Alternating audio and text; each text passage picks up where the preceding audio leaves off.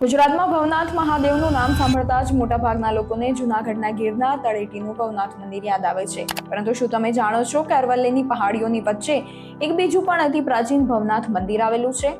અરવલ્લીના ભિલોડામાં મઉ ગામ પાસે આવેલું જૂનું ભવનાથ મહાદેવ મંદિર આશરે 1300 વર્ષ જૂનું હોવાનું અહીં મળેલા શિલાલેખો પરથી માનવામાં આવે છે. અરવલ્લીના હરિયાળા ડુંગરો અને કુદરતી સૌંદર્યની વચ્ચે આવેલું આ મંદિર શ્રદ્ધા અને શાંતિનો અનોખો અનુભવ કરાવે છે.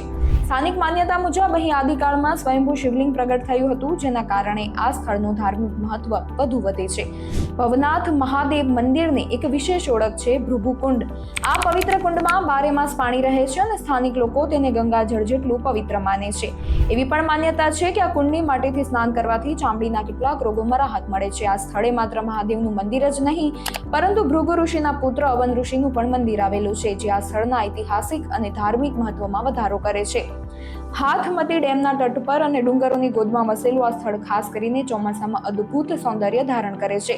વરસાદી ઋતુમાં રસ્તાની બંને બાજુ પાણી ભરાઈ જાય છે અને સાંકડા માર્ગ પરથી મંદિર સુધી પહોંચવાનો અનુભવ પ્રવાસીઓને રોમાંચિત કરી દે છે. અરવલ્લીની ગોદમાં વસેલું આ પ્રાચીન શિવધામ માત્ર એક મંદિર નથી, પરંતુ ઇતિહાસ, આસ્થા અને કુદરતી સૌંદર્યનો અદ્ભુત સંગમ છે. બોલો ઓમ નમઃ શિવાય.